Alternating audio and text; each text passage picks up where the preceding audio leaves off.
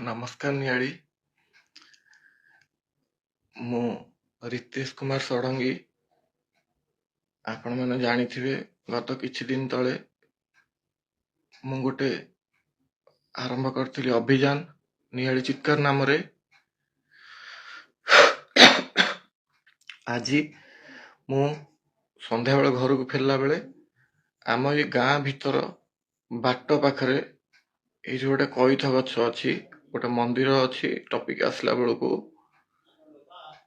ସେଠି ବୋଧେ ଆଗରୁ ସେମାନେ ଥିଲେ ଛକିକି କଣ, 3-4 ଜଣ ଥିଲେ ପାଖାପାଖି। ତାପରେ ହଠାତ୍ ଜଣେ ତା ଭିତରୁ ମାନେ ଗାଡିଟା ଅଟକେଇ ଦେଲା। ଯେତେବେଳେ ମୁଁ ରହିଗଲି, ଜଣେ ପଛପଟକୁ ମାନେ କାଠ ଫାଳିଆ କି ବାଉଁଶ ମୁଁ ଦେଖିନି, କିନ୍ତୁ ଗୋଟେ ବାହାର ପକେଇଲା। ଆଉ ତାପରେ ମୁଁ ଜଣକୁ ତା ଭିତରୁ ଗୋଟେ ଏମିତି ଧକ୍କାଟେ ମାରିଦେଇ ଗାଡିରୁ ଓହ୍ଲେଇ ପଡିଲି। ମୋ ଗାଡିରୁ ଟିକେ ଓହ୍ଲେଇବା ଟିକେ ଅସୁବିଧା। ଓହ୍ଲେଇ ପଡିଲା ବେଳକୁ ଜଣେ ତା ଭିତରୁ ଆକ୍ଚୁଆଲି ସେ ଧକ୍କାରେ ପଡିଗଲା। ଯେତେବେଳେ ସେମାନେ ଟିକେ ଡରିଗଲେ, ସେମାନେ, ମୁଁ ଭାବୁନି ଯେ ସେମାନେ ମାରିଦବାକୁ କି କଣ ଏମିତି ଆସିଥିଲେ କି କଣ, ମୁଁ ଭାବୁନି। କିନ୍ତୁ ସେମାନଙ୍କର ଯିଏ ବି ହୁଅନ୍ତୁ, ଅନ୍ଧାର ହେଇଥିଲା, ମୁଁ ଦେଖି ପାରିଲିନି। କିନ୍ତୁ ଏତେ ସାହସ ସେମାନଙ୍କର, ଆପଣ ମାନେ ଚିନ୍ତା କରନ୍ତୁ।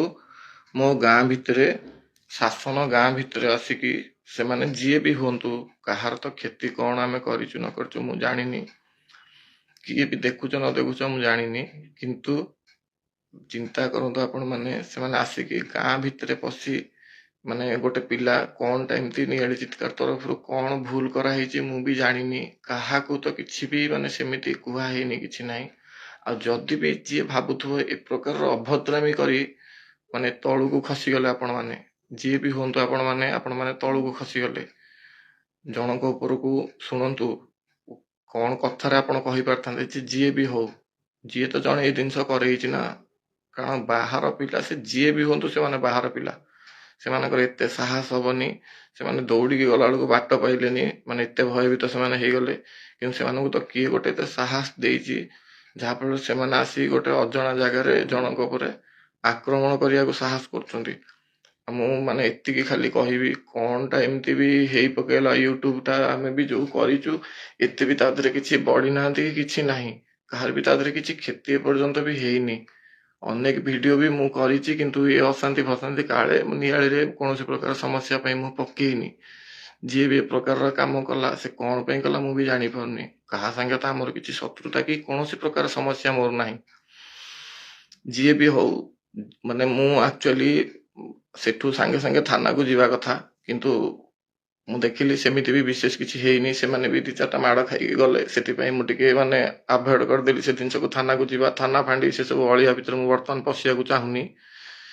କିନ୍ତୁ ଏତିକି କହିବି, ଯଦି ଆପଣ ମାନେ ଯିଏ ବି ଦେଖିବେ ଆକୁ କି ଦେଖୁଥିବେ କି କଣ ମୁଁ ତ ଜାଣିନି, ମୁଁ ଏଇଟା କଲି କାହିଁକି, ଯେହେତୁ ମୁଁ ବର୍ତ୍ତମାନ ଆରମ୍ଭ କରିଛି ଏ ପ୍ରକାର ଗୋଟେ ଜିନିଷ। ଏଇଟା ତ ଲାଗୁଥିବ ଯେ ଜଣେ ଶଳା ମାଡ଼ ଖାଇ ଆସି ମୋବାଇଲରେ ଗପୁଛି, କିନ୍ତୁ ମୁଁ ଚାହିଁଲି ଯେ ଲୋକମାନଙ୍କୁ ଜଣେଇଦେବି ଯେ ଆଜ୍ଞା ମାନେ, ଯଦି ମୁଁ କିଛି ଭୁଲ କରୁଛି, ଏଇ ଯୋଉ ଭିଡିଓଟା ଯଦି ପୋଷ୍ଟ ହବ, ତା କମେଣ୍ଟରେ କହିଦେବ ହଁ ତମେ ଗୋଟେ କଣ ଭୁଲ କରୁଛ। ଆଜି ଯାଇଥିଲି ଦିନ ଯାକ ମୁଁ ସେଠି ଆମର ଟୋଲା ଗୋପୀନାଥପୁରରେ ରାମେଶ୍ୱରଙ୍କ ମନ୍ଦିରରେ ଉଠେଇକି ଆମର ଯୋଉ ସ୍ୱଳ୍ପ ସାଧନ ଭିତରେ ଗୋଟେ 5 ଘଣ୍ଟା ସୁଟିଂ କରିକି ଆମେ ଆସିଛୁ। ଗୋଟେ ଡକୁମେଣ୍ଟାରୀ ଆମେ ପ୍ଲାନ୍ କରୁଛୁ ତା ପାଇଁ। ଆଜି ଏ ପ୍ରକାର ଯୋଉ ଜିନିଷ ହେଲା, କଣ ହଁ ଯୋଉ ବ୍ରାଉନ ସୁଗାର ଉପରେ ମୁଁ ଗୋଟେ ଭିଡିଓ କରିଥିଲି, ତା ଉପରେ କାହାର ରାଗ ଥିବ କଣ ମୁଁ ଜାଣିନି। ଯିଏ ବି ହଉ ଭାଇମାନେ, ଆପଣ ଭୁଲ କଲେ, ଯିଏ ବି କରେଇଲା, ଆଉ କାହାର ଗୋଟେ ସାହସ ନ ପାଇଲେ ଏତେ ଦୁଃସାହସ କେହି କରିବେନି, ଏଇଟା ମନେ ରଖିଥାନ୍ତୁ। ଆପଣ ମାନେ ଗୁଣାହାତିକି ଜାଣିଥିବେ, ଏତେ ଦୁଃସାହସ କେହି କରିବେନି। ତେଣୁ ନିଶ୍ଚିନ୍ତ ଭାବରେ କେହି ଗୋଟେ ଏହାକୁ ମାନେ ଜାଣି ଶୁଣି କରେଇଛି, ଆଉ ଯୋଉଟା ଅତ୍ୟନ୍ତ ଅନ୍ୟାୟ। ଶୁଣନ୍ତୁ, ମୁଁ ଯଦି ମୋ ଘରେ ସୁରକ୍ଷିତ ନ ରହିବି, ଆପଣମାନଙ୍କ ଘରେ ବି ସୁରକ୍ଷିତ ନୁହଁ। ଆଜି ଶାସନ ଗାଁ ଭିତରେ ସେମାନେ ପଶିକି ମତେ ଯଦି ଆଟାକ କରିପାରିଲେ, କାଲି ସକାଳେ ଆପଣମାନଙ୍କୁ ବି ଆପଣମାନଙ୍କ ଘରେ ପଶି ଆଟାକ କରିପାରନ୍ତି। ମନେ ରଖିଥାନ୍ତୁ, ମୁଁ ଏମିତି ବି କିଛି ଗୋଟେ ଅନ୍ୟାୟ କରିଦେଇନି କି କାହାକୁ କିଛି କହିଦେଇନି। କଣଟା ଗୋଟିଏ ଭୁଲ ଜିନିଷ ଯୋଉଟା ଆପଣ ମାନେ କହିଲେନି, ଯିଏ ବି ସିଏ ହୁଅନ୍ତୁ, ଆଉ କାହାର ଗୋଟେ ଦୁଃସାହସ ନ ପାଇଲେ, ସେ ପିଲାଙ୍କୁ ତ ମୁଁ ଗୋଟିଏ ପିଲା ତା ଭିତରୁ କେହି ଚିହ୍ନିନି। ଅନ୍ତତଃ ନିଆଳି ପିଲା ସମସ୍ତଙ୍କୁ ତ ମୁଁ ଜାଣେ, ଗୋଟିଏ ତା ଭିତରୁ ନିଆଳି ପିଲା କେହି ନଥିଲେ। ସେମାନଙ୍କର ଏତେ ଦୁଃସାହସ, ତାଙ୍କୁ ଏତେ ସେଟିଂ କିଏ ଦେଲା ଯେ ମୁଁ ଏଇପଟେ ଆସିବି, ଏଇ ସମୟରେ ଆସିବି। ସେମାନେ ଜଗି ଗାଡିଟା ଅଟକେଇଲେ, ମୋରି ଗାଡିଟା ସେମାନେ ପୁଣି ଜାଣିପାରିଲେ, ଗାଡିଟା ଅଟକେଇ ହଠାତ୍ ଆଟାକଟା କରିବା, ଏଇଟା କେତେ ଦୂର ଯୁକ୍ତିଯୁକ୍ତ ଆଉ ଶୁଣନ୍ତୁ, ଯଦି ମୋ ଜାଗାରେ ଆଉ ହୁଏତ ଗୋଟେ ଦୁର୍ବଳ ମଣିଷ ହେଇଥାନ୍ତା, ସେଟା ତ ମରି ଯାଇଥାନ୍ତା, ତାମାନେ କାମ ସରିଗଲା। ଯିଏ ଗପିଲା ତା ମୁଣ୍ଡକୁ ପିଟି ଦିଅ, ତାକୁ ମାରିଦିଅ, ନାଇଁ କି? ଏ ପ୍ରକାରର ଯଦି ଭାବନା, ଏ ପ୍ରକାର ଚିନ୍ତାଧାରା ଆପଣ ମାନଙ୍କର, ଯିଏ ବି ଆପଣ ହୁଅନ୍ତୁ, ମୁଁ ଏବେ ବି ଆପଣଙ୍କୁ ଆପଣ କହୁଛି, ଆପଣ ଯିଏ ବି ହୁଅନ୍ତୁ, ସତ୍ୟ ନିଶ୍ଚିନ୍ତ ସାମ୍ନାକୁ ଆସିବ। ଯେହେତୁ ମୋର ବେଶୀ ସିରିୟସ୍ ସେମିତି କିଛି ହେଇନି, ଆଉ ସେ ଜାଗାରେ ଆପଣ ମାନେ ଜାଣନ୍ତି ଇଆଳିରେ କୋଉ ପ୍ରକାର ରାଜନୀତି, ସେ ଜାଗାରେ ସିସିଟିଭି ନାହିଁ, ମାନେ ସେଟିଂଟା ଦେଖନ୍ତୁ। କିନ୍ତୁ ମୁଁ ନିଜେ ସେଟାକୁ ଆଖିରେ ଦେଖିଲି, ଆଉ ଅଙ୍ଗେ ନିଭେଇଲି, ଆଉ ଏଇଟା ମୋର ଜୀବନ ଯାକ ମନେ ରହିବ। ଯିଏ ବି ଏ କାମ କରେଇଛ, ମୁଁ ତମକୁ ଗୋଟିଏ କଥା କହୁଛି, ଯିଏ ବି କରେଇଛ, ଆଉ ଏଇଟା ଅତି ଗୋଟେ ଦୁର୍ବଳ ପରିସ୍ଥିତିରେ ତମେ କରେଇଲ, ଯିଏ ବି କରେଇଛ, ଅତ୍ୟନ୍ତ ଦୁର୍ବଳ ପରିସ୍ଥିତିରେ ତମେ କରେଇଲ। ମୋ ଦେହ ଫେହ ଭଲ ନଥିବାକୁ, ଆଉ ମୁଁ ଏଥିରେ ଗୋଟେ ଏନଗେଜ, ମୋର କେବଳ ଇଚ୍ଛା ଯେ ନାଇଁ ଗୋଟେ ଭଲ ଭଲ ଜିନିଷ କରିବା, ନିଆର ଲୋକ ଦେଖିବେ, ମତେ ନିଆର ଲୋକ ଭଲ ପାଇବା ଦେବେ, ଗୋଟେ ପରିବର୍ତ୍ତନ ମୋର ଆଶା। ଆପଣ ମାନେ ମୋ ସାଙ୍ଗେ ଭଳିଆ କଲେ, ଦେଖନ୍ତୁ ଏବେ ମୁଁ ହସୁଛି। ଆପଣ ଯଦି ଭାବିଥିବେ ଯେ ଡରେଇ ଦେବେ, ଗୋଟେ କଣ କରିଦେବେ, ସେ ପ୍ରକାର ମେଣ୍ଟାଲିଟି ଆପଣ ମାନେ ମନରୁ କାଢି ଦିଅନ୍ତୁ। ଯିଏ ବି ଆପଣ ହୁଅନ୍ତୁ, ମୁଁ ଆପଣଙ୍କୁ ଅନୁରୋଧ କରୁଛି, ଆପଣ ଆଜି ତ ଯାହା ହେଲେ ବି ଏଇଟା ଗୋଟେ କାହା ନିର୍ଦ୍ଦେଶରେ, ଗୋଟେ କୋଉ ବଡ ଲୋକର ନିର୍ଦ୍ଦେଶରେ କାମ ହେଇଥିବ, ମୋ ଉପରେ ହାତ ଉଠେଇବାକୁ ସାହସ କରିବା। ମତେ ଲାଗୁନି ଏତେ ଛୋଟ ପିଲା ଏମିତି ତ ଭାବନା କେବେ କରିବେନି, ଆଉ ତାଙ୍କ ଭିତରେ ନିଆଳି ପିଲା ଗୋଟିଏ କେହି ନାହାନ୍ତି, ମାନେ ବାହାରୁ କିଏ ଗୋଟେ, ତାଙ୍କୁ ତ ଯାହାହେଲେ ତେଲ ପକେଇକି ସେ ଆସିଥିବେ। ଆଜି ଗୋଟେ ଏଠି କାରୁକାର୍ଯ୍ୟ ହେଇଗଲା। ଅନୁରୋଧ କରୁଛି ସମସ୍ତଙ୍କୁ, ଦେଖନ୍ତୁ, ମାନେ ଯଦି ମୁଁ କିଛି ଭୁଲ କରୁଛି, ଆପଣ ମାନେ ମତେ କହିପାରିଥାନ୍ତେ, ମୁଁ ମାନେ ଏବେ ମୁଁ ସେଟା ବି ଦେଖେଇ ପାରିବି। ସେ ଯାତ୍ରା ପାଟି କରିବାକୁ ମୋର ଇଚ୍ଛା ନାହିଁ। ଆଉ ଏବେ ଯୋଉ ଲାଇଭ ଆସିବାର ମୋର ମୁଖ୍ୟ କାରଣ ହଉଛି, ମୁଁ ଜାଣିଲି ଯେ ଏଇଟା ମୁଁ ଲାଇଭ ଯାଇ ଜଣେଇବି। ମୁଁ ତ ଥାନାକୁ ଯିବି, କଣ କରିବି ସେ କଥା, ନ କରିବି ସେ କଥା ପଛ କଥା। ମୁଁ ଲାଇଭ ଯାଇ ଜଣାଏ ଯେ ସେ ଲୋକ ଯିଏ ବି ଏ କାମ ଆଜି କରେଇଛି, ସେ ଲୋକ ଜାଣୁ ଯେ ହେଲା। ଆଉ ତମେ ବି ଭାଇ ପଚାରିବ ଯୋଉମାନେ, ସେମାନେ କାହିଁକି, ମୁଁ ତ ଗୋଟିଏ ମଣିଷ, ମୋର ତ ଦେହ ଭଲ ନାହିଁ ଭାଇ, ଦେଖ ଅବସ୍ଥା କଣ, ତା ଦେହରେ ସେମାନେ ଦୌଡିକି କାହିଁ ଗଲେ, ଆଉ ତମ ଅବସ୍ଥା ଭାଇ କଣ ହବ? କିନ୍ତୁ ଆଉ ଥରେ କହୁଛି, ବର୍ତ୍ତମାନ ମୁଁ ନିଆଳି ଚିତ୍କାରକୁ ନିଜ ସାଙ୍ଗେ ସମାନ କରୁଛି। ମୋଠୁ ଅଧିକା ମୁଁ ନିଆଳି ଚିତ୍କାରକୁ ଅଗ୍ରାଧିକାର ଦଉଛି, କାରଣ ସେଇଟା ମୋର ଗୋଟେ ସ୍ୱପ୍ନ, ଆମର ଗୋଟେ ଭାବନା। ଆଉ ସେ ତାକୁ ଯେତେ ଏ ସାମାନ୍ୟ ଆଟାକ ଫାଟାକ ଏଗୁଡାକ ସବୁ ଫାଲତୁ ଜିନିଷ, ଆଉ ଯୋଉ ମ୍ୟାଟର ହେଲା ବି ମୁଁ ଜାଣିପାରିଲି, ଯିଏ କରେଇଲା ବି ମୁଁ ଜାଣିପାରିଲି। ଆପଣ ମାନେ ବି ନିଜ ପଛକୁ କେତେଥର ଚାହାନ୍ତୁ। ଆପଣ ମାନେ ବି ଆଜିଠାରୁ ଅନୁରୋଧ କଲି, ଆପଣ ମାନେ ବି ନିଆଳିରେ ନିଜ ପଛକୁ ଚାହିଁ ଯିବା ଆସିବା କରନ୍ତୁ, କାରଣ ଆପଣ ମାନେ ଆଜି ଗୋଟେ ବଡ ଭୁଲ କରିଦେଲେ, ହେଲା କି? ଆଉ ଯଦି ଭାବିଥିଲେ ସିରିୟସ ହେଇଯିବ, କଣ ଗୋଟେ ହେଇଯିବ କି ଆଗ୍ରେସିଭ, କିଛି ମୁଁ କରିବିନି। ଆପଣ ମାନେ ଜାଣିଛନ୍ତି ଆଜି ଯାଏଁ ମୁଁ ନିଆଳିରେ କେବେ କୋଉଠି କିଛି କରିନି, କି କୋଉଠି ବି ମୁଁ କିଛି କରିନି। ଆପଣ ମାନେ କିଛି କରିପାରିବେନି ମୋର, ନା ଆଇନ ବାଟରେ କରିପାରିବେ। କୌଣସି ଭୁଲ ମୁଁ କରିନି ଜୀବନରେ, କୌଣସି ସିଙ୍ଗିଲ ଭୁଲ। ଖୋଜନ୍ତୁ ଆପଣ ମାନେ, ସବୁ ବଳ ଆପଣ ମାନଙ୍କର ଲଗେଇ ଦିଅନ୍ତୁ, ଆଇନ ବାଟରେ କୌଣସି ଭୁଲ ମୋର ବାହାର କରିପାରିବେନି। ବାକି ରହିଲା ଏଇ ଯୋଉ ଡରେଇ ଧମକେଇ ଏସବୁ ଯୋଉ ତାମସା, ଏଗୁଡାକ ତ ମୋ ପାଖେ ଅନ୍ତତଃ ଜମା ଫରକ ପଡିବ ନାହିଁ। କାରଣ ଆପଣଙ୍କୁ ଦେଖିକି ଲାଗୁଥିବ ହଁ ଟିକେ ଦୁଃଖ ଟିକେ ଲାଗିଲା, କାରଣ ମାନେ ହଠାତ୍ ଏଇଟାକୁ ଗୋଟେ ହଜମ କରିବାକୁ ଟିକେ ସମୟ ଲାଗିବ। ମତେ ବୟସ ଆସିଗଲାଣି 37-38 ବର୍ଷ। ଆଜି ଏ ପ୍ରକାର ଜିନିଷ ମୋ ଜୀବନ ଯାକ, ମୁଁ ବାହାରେ ଆଠଗଡ ଭଳିଆ ଜାଗାରେ ରହିକି ଆସିଲି 3 ବର୍ଷ, ଚୌଦାରେ ରହିକି ଆସିଲି, କେବେ ଏଭଳିଆ କଟକ ଭୁବନେଶ୍ୱରରେ ରହିବା ଭିତରେ ଏମିତି କେବେ ମୋ ସାଙ୍ଗରେ ହେଇନି ଯେ ଆଟାକ୍ କରିବା ପଛପଟୁ। ହଁ ଗଣ୍ଡଗୋଳ କୋଉଠି ହେଇଛି, ବହୁତ ସିଭିଅର ବାଡାବାଡି ସାଙ୍ଗସାଥି ଭିତରେ କଲେଜ ଫଲେଜରେ ହେଇଛି, କିନ୍ତୁ ଏମିତି ପଛପଟୁ କଇଥ ଗଛ ମୂଳରେ ଜଗିକି କାହା ଉପରେ ଆଟାକ୍ କରିବା, ଏଗୁଡାକ ଅତ୍ୟନ୍ତ ହୀନ ମନସ୍କତା। ମୁଁ କହିଲି ଅତ୍ୟନ୍ତ, ମାନେ ଦୁଃଖ ଲାଗୁଛି ମତେ ତମ ମାନଙ୍କ ପାଇଁ। ତମେ ଯିଏ ବି ହୁଅ, ଭଗବାନ ତମକୁ ଯେତେ ସୁଖ ସମୃଦ୍ଧି ଯାହା ଦେଇଥାନ୍ତୁ, ନିଶ୍ଚିନ୍ତ ତ ତମକୁ କିଛିଟା ଗୋଟେ ବାଧୁଛି, କି ତମକୁ ଗୋଟେ କିଛିଟା ଖରାପ ଲାଗୁଛି ବୋଲି ତମେ ଆଜି ଏଭଳିଆ ଗୋଟେ ହୀନ ଆଉ ଛୋଟ ଚକ୍ରାନ୍ତକାରୀ କାମ କରେଇଲ। ମୁଁ ଜାଣିଛି କେହି ନାହାନ୍ତି ଲାଇଭରେ, କିନ୍ତୁ ମୁଁ କହୁଛି କାରଣ ଭିଡିଓଟା କାଲି ତ ଆପଣ ମାନେ ଅନ୍ତତଃ ଦେଖିବେ। ଯିଏ ବି ନିଆଳି ଲୋକ ଦେଖିବେ, ମତେ ମେସେଜ କରି କହିବେ। ଯିଏ ବି ମୋ ଭାଇ ମାନେ ଦେଖିବ, ଶାସନ ଗାଁ ଭିତରେ ଯଦି ଦେଖ ଏ ପ୍ରକାର କାମ ହେଲା, ମାନେ ସୁବର୍ଣ୍ଣ ଆମ ନୀଳକଣ୍ଠେଶ୍ୱର ମନ୍ଦିର ପଛପଟେ ଟପିକ ଆସିଲା ବେଳକୁ, ମନ୍ଦିର ପାଖରେ, ସେତେବେଳେ ମୁଁ ତ ସବୁବେଳେ ଜାଣିଥିବ ରାସ୍ତାକୁ ଚାହିଁକି ଆସେ, ମୁଁ ଆଡେ ସାଡେ ଏତେ ଚାହେଁନି। ଆଉ ସେମାନେ କିଛି କରିପାରିଲେନି, କିଛି ନାହିଁ, କିନ୍ତୁ ଯଦି ସେଟା ମୁଣ୍ଡରେ ବାଜିଥାନ୍ତା, ସେ ପାହାରଟା ଯଦି ପିଠିରେ ନ ବାଜି, ସେତିକି ଖାଲି ଆପଣ ଚିନ୍ତା କରନ୍ତୁ। ଯିଏ ବି କରେଇଲା, ମୁଁ ପୁଣି ଥରେ କହୁଛି, କିଛି ଆମେ କୌଣସି ପ୍ରକାର, ମୁଁ ବା ନିଆଳି ଚିତ୍କାର କୌଣସି ପ୍ରକାର ଅନୈତିକ କାର୍ଯ୍ୟ କରିବ ନାହିଁ, କି କାହାକୁ ବ୍ୟକ୍ତିଗତ ଭାବେ ବିରୋଧ କରିବ ନାହିଁ। କିନ୍ତୁ ଯଦି ଆପଣ ମାନେ ଭାବୁଛନ୍ତି ଯେ ଆପଣ ମାନଙ୍କର କୌଣସି କ୍ଷତି ମୋ ଦ୍ୱାରା ହେଇଯିବ କି କଣ, ଆପଣ ମାନେ ମତେ ଧମକେଇବାକୁ ଚେଷ୍ଟା କରିବେ, କିମ୍ବା ମାନେ ବାଡେଇ ମାରି ଏମିତି ଡରେଇବାକୁ ଚେଷ୍ଟା କରିବେ, ସେଇଟା ଆପଣ ମାନଙ୍କର ଗୋଟେ ବହୁତ ବଡ ଭୁଲ। ମୁଁ କହୁଛି ଆପଣମାନଙ୍କର ଗୋଟେ ବହୁତ ବଡ଼ ଭୁଲ। ଆଉ ଏଇଟା ବର୍ତ୍ତମାନ ଡାକ୍ତରଖାନା ମୁଁ ଯାଇନି ଯିବିନି ବି, ବୁଝିପାରିଲେ କି? ଯିବିନି, କାରଣ ମୋର ବି ଟିକେ ଅଲଗା ପ୍ରକାର ମାଇଣ୍ଡ। ମୁଁ ଡାକ୍ତରଖାନା ଯିବିନି।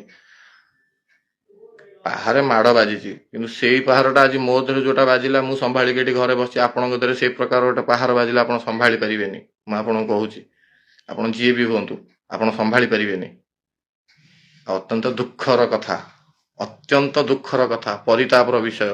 ନିଆଳି ଏତେ ତଳକୁ ଆମେ ଖସିଯିବା। ଆମର ଗୋଟେ ଭାଇଟେ ଯଦି ଗୋଟେ କଣ କରୁଛି, ଭିଡିଓ 2-4ଟା କରିକି ଛାଡୁଛି, ସେଟା ଘରକୁ ଫେରିଲା ବେଳକୁ ନିର୍ଦ୍ୱନ୍ଦରେ କାରଣ ମୁହଁ ନିଆଳି।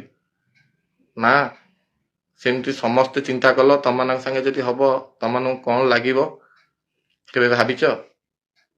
ଆଜି ମୋ ସାଙ୍ଗେ ଯାହା ବିତିଲା, ମୁଁ କହୁଛି, ଦୁଃଖ ଲାଗିଲା କି ମତେ ସୁଖ ଲାଗିଲା, ମତେ ହସ ମାଡୁଛି ଆକ୍ଚୁଆଲି। କାରଣ ହେଇଗଲା ନା ମୋ ସାଙ୍ଗରେ। କଣ ନିଆଳି ଚିତ୍କାର ଗୋଟେ କରିଥିଲି, ଭଲ ଭଲ ଜିନିଷ ମୁଁ କରିବି ବି, ବହୁତ ଭଲ ଭଲ ଜିନିଷ କରିବି। ଆପଣମାନେ ଏବେ ଯୋଉମାନେ ସମର୍ଥନ ଦେଇନାହାନ୍ତି, କାଲି ସକାଳେ ଦେବେ, କାରଣ ଭଲ ଜିନିଷକୁ ସମସ୍ତେ ଭଲ ପାଆନ୍ତି।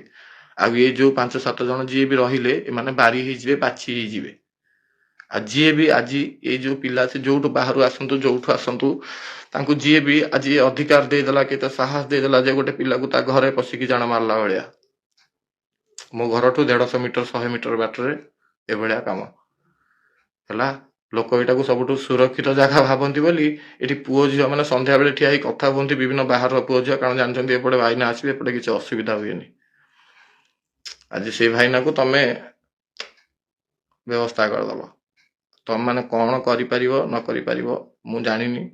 ହଁ, ଆଉ ଗୋଟେ ଜିନିଷ, ଯୋଉମାନେ ବି ଏ ଭିଡିଓ ପଛରେ ତମମାନଙ୍କ ପାଖେ ପହଞ୍ଚିବ, ତମମାନଙ୍କର ସମସ୍ତ ପ୍ରକାରର କଚ୍ଚା ଚିଠା ମୁଁ ସଂଗ୍ରହ କରି ରଖିଛି। ଏତେ ଦିନ ହେଲା ମୁଁ ବି ବସିନି, ସମସ୍ତ ପ୍ରକାରର କଚ୍ଚା ଚିଠା ସଂଗ୍ରହ କରି ରଖିଛି। ମୁଁ ତାକୁ ଖୋଲିକି ତମମାନଙ୍କୁ ଦହଗଞ୍ଜ, କାହାର ପରିବାରକୁ ହଇରାଣ କରିବା ନା। ମୋର ନିଆଳି ଚିତ୍କାର, ମୁଁ ଗୋଟେ ଆଜି ବି କହୁଛି, କନଷ୍ଟ୍ରକ୍ଟିଭ ଜିନିଷ କରିବାକୁ ଚାହୁଁଛି। ମୁଁ କଣ ଜର୍ଣ୍ଣାଲିଷ୍ଟ ନା ଆମେ ଜର୍ଣ୍ଣାଲିଜିମ କୋର୍ସ କରିଛୁ, ସାମ୍ବାଦିକତା କରିବୁ? ଏଇଟା ଗୋଟେ କେବଳ ଲୋକ ସାମ୍ବାଦିକତା, ଲୋକଙ୍କ କଥା ଲୋକଙ୍କ ପାଖରେ ପହଞ୍ଚିବ। ବିଭିନ୍ନ ପ୍ରକାର ଭଲ ଜିନିଷ କରିବାକୁ ମୁଁ ଚିନ୍ତା କରିଥିଲି, ମନ୍ଦିର ଉପରେ ଭିଡିଓ କରିବା, ଏ କରିବା। ମୋ ବଳକୁ ଚାହିଁ ମୁଁ ମୋର କରିଥାନ୍ତି। ଆପଣଙ୍କୁ ଭଲ ଲାଗିଲେ ଆପଣ ଗ୍ରହଣ କରିପାରିଥାନ୍ତେ, ନହେଲେ ଆପଣ ଆଭଏଡ କରିପାରିଥାନ୍ତେ। ଯିଏ ବି ଏତେ ହୀନ ମନସ୍କତା ଦେଖେଇଲା, ଆଜି ମୋ ଘରକୁ ଫେରିବା ବାଟରେ ମୋ ଉପରେ ଆକ୍ରମଣ କରେଇଲା, ହଁ, ଥାନାକୁ ଯିବା, ଫାଷ୍ଟ କରିବା, ସେସବୁ ପିଲା ମୁଁ ନୁହଁ। କଣ ଥାନାକୁ ଯିବି, ଗଲେ କଣ ହବ? ଖୋଜିବେ, ଏ କରିବେ, ଇଏ ଗଲା, ସେ ଗଲା, ଯାତ୍ରାପାଟି ଚାଲିବ, 1000 ଲୋକ। ନା, ମୁଁ ଖାଲି କହିଦେଲି ଯେ ଏଇଟା ସ୍ପେଶାଲି ମୋ ଭାଇମାନେ ଯିଏ ସବୁ ଦେଖୁଛ, ମୁଁ ଜାଣିଛି 4 ଦିନରେ ତମାନେ 500 ମୋର ୟୁଟ୍ୟୁବରେ ଲାଗିଗଲା, କିଛି ଭିଡିଓ ନଥାଏ। ଭଲ ପାଇବା, ସ୍ନେହ, ମମତା, ଏଇ ଆଦରରେ ସବୁ ଲାଗେ। ତମମାନଙ୍କୁ କହିଲି, ଦେଖ ନିଆଳିର ପରିସ୍ଥିତି ଦେଖ, ମୁଁ ଯୋଉ କଥା ତମମାନଙ୍କୁ ବୁଝାଏ, ଦେଖ ସତ କି ମିଛ। ହଁ, ଆଉ ଯୋଉ ଆଟାକଟା ହେଇଗଲା ଗୋଟେ ଥର, ଏଥର ମୁଁ କିନ୍ତୁ ସତର୍କ ରହିବି। ଏଥର ମୁଁ ସତର୍କ ରହିବି। ହଁ, ଆଉ ଯିଏ ବି ଏ କର୍ମ କରିଛ, ପଛକୁ ଚାହିଁ ଚାହିଁ ଯିବା ଆସିବା କରିବ, ଯିଏ ବି କରିଛ। କାରଣ ଆଜି ଯଦି ତମେ ମୋ ସାଙ୍ଗେ କରିପାରିଲ, ତମରି ଯୋଉ ଗୁଣ୍ଡା ପାଳିଛ ସେମାନେ ତମ ସାଙ୍ଗେ କାଲି ନ କରିବେ ବୋଲି କିଛି ମାନେ ନାହିଁ। ମୋର ତମମାନଙ୍କର କିଛି କ୍ଷତି କରିବାର ନାହିଁ। ସେ ଚିନ୍ତାଧାରା ହିଁ ମୁଁ ମୋ ମୁଣ୍ଡରୁ ବହୁତ ଦିନ ଆଗରୁ କାଢି ସାରିଛି, ନହେଲେ ବହୁତ ଆଗରୁ କରିସାରନ୍ତିନି। ବହୁତ ପ୍ରକାର ତଥ୍ୟ, ବହୁତ ପ୍ରକାର ପ୍ରମାଣ, ବହୁତ ପ୍ରକାର ଏମିତି କଞ୍ଚା ଚିଠା ମୋ ପାଖରେ ଅଛି। ସେ ଯୋଉ ଲୋକ, ଯୋଉ ହୀନ ମନସ୍କତା ଶିକ୍ଷାବିତ, ଯିଏ ଆଜି ଏ ପ୍ରକାର କାମ କରେଇଛି, ମତେ ଯେତେ ଦୂର ଲାଗୁଛି, ଯେ ହୀନ ମନସ୍କ ଶିକ୍ଷାବିତ, ସେ ଯିଏ ବି ହଉ, ନିଜକୁ ଅଞ୍ଚଳରେ ଗୋଟେ ଶିକ୍ଷାବିତ ବୋଲି କହୁଛି, ସେ ଚରିତ୍ରହୀନ, ସେ ଲମ୍ଫଟ, ସେ ଲୋକ। କେବଳ ମୁଁ ଗୋଟେ ମଣିଷ ଯଦି ହୀନ ସ୍ତରର, ମୁଁ ସେ ସ୍ତରକୁ ଯିବାକୁ ଚେଷ୍ଟା କରେ ନାହିଁ। ବୁଝିପାରିଲ? ଯଦି ବି ତମର ଏଇଥିରେ ହାତ ଅଛି, ତମେ ପୁରା ମାନେ ଭଗବାନଙ୍କୁ ଡାକ, କାରଣ ତମେ ଆଇନତଃ କଡାରୁ କଡା ଦଣ୍ଡ ପାଇବ। ମୁଁ ତମକୁ ଆଜି କଥା ଦେଲି, ଯଦି ତୁମର ଏଥିରେ ହାତ ଅଛି। ହାତ ନଥିଲେ ତ ଦେଖ, ତମ ଭାଗ୍ୟ, ତମ ଭବିଷ୍ୟତ, ସେଟା ସମସ୍ତଙ୍କ କଥା ସମସ୍ତଙ୍କର। ଆଜି ମୋ ସାଙ୍ଗରେ, ଆଜି ଶୁକ୍ରବାରଟା, ଆଜି ଜାଣ ଆମର ଛାଡ, ମୋ ସାଙ୍ଗରେ ଆଜି ଏଭଳିଆ ଜିନିଷ ହେଇଗଲା ବିନା କାରଣରେ। ଦେହଟା ମୋର ଭଲ ନାହିଁ, ହେଲା। ମୋ ପରିବାର କଣ, ଯାହାହେଲେ ମୋ ସ୍ତ୍ରୀ ଟିକେ ଡରିବ, ସ୍ତ୍ରୀ ଲୋକ। ଆଉ କଣ, କେତେ ସମୟ ହେଲାଣି ମୁଁ ଜାଣିନି, କେହି ବି ଆସିନାହାନ୍ତି ବୋଧେ, କିନ୍ତୁ ମୁଁ ଜାଣିଛି କାଲି ମୋ ଭାଇମାନେ ସବୁ ଦେଖିବ, ଦେଖରେ ଏ ପ୍ରକାର ଏମାନଙ୍କର ମାନସିକତା। ମୋର ଆଜି କିଛି ହେଲାନି, କାଲି ତମମାନଙ୍କର ହବନି ବୋଲି କିଛି ମାନେ ନାହିଁ। ମୁଣ୍ଡରେ ବାଜେଇ ପାରିଥାନ୍ତା, ଆଉ ସେ ଜୋରରେ ବି ବୁଲେଇଥିଲା। ମୁଁ ଠକିନା ଜାଣିଦେଲି କି ତରକା ବୋଲି ଟିକେ ବଞ୍ଚିଗଲି। ଆମର ବି ଟିକେ ଏକ୍ସପିରିଏନ୍ସ ଲାଇନରେ ଅଛି। ଏ ପିଟାପିଟି କଲେଜରେ ବାଡ଼ାବାଡ଼ି ଗଣ୍ଡଗୋଳ ବହୁତ କରିଛୁ ଜୀବନରେ, ସେସବୁ ଜିନିଷ ଛୁଆଳିଆମି ହେଇଛି ଆମ ଜୀବନରେ। ସେଥିପାଇଁ ମୁଁ ଟିକେ ତର୍କିକି ଥିଲି ବୋଲି ବଞ୍ଚିଗଲି। ଆଉ ମୁଁ ଜାଣିଥିଲି ଏମାନେ ଗୋଟେ କିଛି କରିବେ, ଏ ପ୍ରକାର ଛୋଟ ଚିନ୍ତାଧାରା କର୍ମ ଏମାନେ କିଛି କରିବେ, ମୁଁ ଜାଣିଥିଲି। ମୁଁ ଆଗରୁ ବି ମୋ ମନରେ ଆସିଛି ଭାବନା, ଆଜି ବି ମୁଁ ଭାବିଲି ମାନେ ଗୋଟେ କଣ ଗୋଟେ କରିବେ, ଯିଏ ବି ହଉ। ଆଉ ଶୁଣ, ହୁସିଆରି ରୁହ। କିନ୍ତୁ ମୁଁ ସବୁବେଳେ ସତ୍ ବାଟରେ ଯିବି। ଆଉ ସେଗୁଡାକ ବହୁତ ମାନେ ଖରାପ ଜିନିଷ, କାହାକୁ ପଛପଟୁ ମାରିବା, ଏଇ କରିବା ସେ କରିବା। ତମେ କଲ ତମ କର୍ମ ତମର, ତମକୁ ଯଦି ରାତିରେ ଏସବୁ ଜିନିଷରେ ଭଲ ଲାଗିବ, ହଁ। କିନ୍ତୁ ତୁ ମନେ ରଖିଥା, ଶିକ୍ଷାବିତ୍, ଫେକ୍ ଡକ୍ଟର, ତୁ ମନେ ରଖିଥା, ୟୁ ୱିଲ୍ ବି ପନିଶ୍ଡ। ନିଶ୍ଚିନ୍ତ କେହି ବଞ୍ଚେଇ ପାରିବେନି। ଆଜି ଭୁଲ କରିଦେଲ, ଆଗରୁ ମୁହଁରେ ଚଲେଇଥିଲ, ଆଇ ହାଭ୍ ନୋ ଇସ୍ୟୁଜ, କୌଣସି ପ୍ରକାର ସମସ୍ୟା ମୋର ନଥିଲା। କାରଣ ବହୁତ ଲୋକ ବହୁତ ପ୍ରକାର କଥା କହିବେ। ଆଜି ମୋ ଉପରେ ଆଟାକ୍ ହେଲା, କାରଣ ମୁଁ ଜାଣିଛି ଆଉ ଏ ଜିନିଷ ଏମିତି 2-4 ଜଣ କେହି କରେଇଥିବେ ଯେଉଁମାନଙ୍କର ବହୁତ ପଡୁଛି। କାରଣ ସେମାନେ ଜାଣିଛନ୍ତି ଆମ ବିଷୟରେ ବହୁତ କିଛି ଜାଣିଛି, ଆମକୁ ଦରକାର ପଡ଼ିଲେ ପୁରା ବହୁତ କିଛି କରିଦେଇ ପାରିବ। ହଉ, ଆଜି ଏ ଜିନିଷଟାର ଜବାବ ତମମାନଙ୍କୁ ନିଶ୍ଚିନ୍ତ ମିଳିବ। ଆଉ ନିଆଳି ଦବ ତମକୁ, ମୁଁ ଦେବିନି। ଆଜି ଦେଖ, ମୋ ସାଙ୍ଗେ ଆଜି ନିଆଳି ଯୋଡ଼ି ହେଇନି, କାଲି ଯୋଡ଼ି ହବ। ମୋ ମନରେ କୌଣସି ପ୍ରକାର ଛନ୍ଦ କପଟ କିଛି ନାହିଁ। ମୋ ସାଙ୍ଗେ ମିଶିଥିବା ଲୋକ ଜାଣନ୍ତି, ମୁଁ ଯାହା କହେ ମୁହେଁ ମୁହେଁ କହିଦିଏ ବୋଲି ବହୁତ ଲୋକ ମତେ ବି ମାନେ ଇଏ କରନ୍ତି। କିନ୍ତୁ ମୁଁ ସେମିତି, ଆଉ ଜୀବନ ଯାକ ମୋ ଅନ୍ତ ଜୀବନରେ ବି ସେମିତି କରିବାକୁ ଚାହେଁ। ଯାହା ମନକୁ ଆସିବ କହିଦେବି, କିଛି ମୁଁ ରଖିବିନି। କଣ ମତେ ଲୋକ କହୁଛନ୍ତି ତମେ ଏମିତି କଲେ ହେଇପାରିବନି, ଏସବୁ ଧନ୍ଦା। ମୁଁ ଧନ୍ଦା କରିନି ବା, ଧନ୍ଦା ନୁହଁ, ଏଟା ଗୋଟେ ଇମୋସନ, ଏଟା ଗୋଟେ ଇମୋସନ। ଆଉ ଯୋଉ ସତର୍କ ରୁହ, ତମର କଳା କାରନାମା, ତମର କଳା ଚିଠା କେତେବେଳେ ଭଗବାନ ଖୋଲିଦେବେ, ଭଗବାନ ଖୋଲିଦେବେ। ମୁଁ ତମକୁ କହିଲି, ଭଗବାନ ଆଜି ତମେ ଯାହା କଲ, ମୁଁ ବହୁତ ଠାକୁରଙ୍କୁ ମାନେ, ଆଜି ଦିନ ଯାକ ମୁଁ ମହାପ୍ରଭୁଙ୍କ ପାଖରେ ଅଛି। ମୁଁ ଜାଣିଲି ମୋର ଆଜି ଗୋଟେ ରିଷ୍ଟ କଟିଲା, ମୋର ଗୋଟେ ରିଷ୍ଟ କଟିଲା। କିନ୍ତୁ ଭଗବାନ ତମକୁ ସେ ରାମେଶ୍ୱର ଯଦି ଥିବେ, ଆଜି ଦିନ ଯାକ ଟୋଲାରେ ରାମେଶ୍ୱରଙ୍କ ପାଖରେ ମୁଁ ଅଛି, ଏ ପ୍ରକାର ଭାବନା କିନ୍ତୁ ମୋ ମନରେ ଏ ପ୍ରକାର। ମୁଁ ଭାବିଥିଲି କଣ ଗୋଟେ କରିବେ, ଛୋଟ ଚିନ୍ତାଧାରା ଗୋଟେ କଣ କରିବେ, ଯେମିତି କରନ୍ତି, ଯେମିତି ମାନେ ଧମକ ଚମକ ଦବା। ବିଭିନ୍ନ ସମୟରେ ଉଠେଇ ନବୁ, ଗୋଟେ ଫୋନ ମାରିବୁ ଆ ହେଇଯିବ, ଗୋଟେ ଫୋନ ମାରିବୁ ତା ହେଇଯିବ। ଆମର ୟା ପାଖକୁ ଫୋନ କରିଥିଲେ, ଆମର ତା ପାଖକୁ ଫୋନ କରିଥିଲେ, ଆମକୁ ଆକୁ ଏଠି ଚାହୁଁଥିଲେ, ତାକୁ ଏଠି ଚାହୁଁଥିଲେ। ୟୁ ଆର୍ ମାନେ ତମେ ହଉଛ ଗୋଟେ ଚରିତ୍ରହୀନ ଲମ୍ପଟ ମଣିଷ। ତମ ଚତୁଃପାର୍ଶ୍ୱରେ ଥିବା ସମସ୍ତ ଲୋକ ତାହା ଜାଣନ୍ତି। ସେମାନେ ମଧ୍ୟ ପଛରେ ତୁମ ବିଷୟରେ ସେଇ ପ୍ରକାରର ଆଲୋଚନା କରନ୍ତି, କିନ୍ତୁ କେବେ ତୁମକୁ କୁହନ୍ତି ନାହିଁ। କାରଣ ଲୋକମାନେ ସାଧାରଣତଃ ଭଦ୍ରାମି କରନ୍ତି, ଆଉ ଯିଏ ଯାହା ପାଖରେ ମିଶୁଥିବ ତା ସାଙ୍ଗେ କାହିଁ ସମ୍ପର୍କ ଖରାପ କରିବ। କିନ୍ତୁ ଯେତେବେଳେ ସମୟ ଆସିବନି, କେହି ତମ ପାଖରେ ଠିଆ ହେବେନି। କାରଣ ତମେ ବିଶ୍ୱାସ କଣ ଜାଣିନ, ବିଶ୍ୱାସର ମାନେ କଣ ଜାଣିନ, ସତ ମିଛର ତମ ଧାରଣା ନାହିଁ।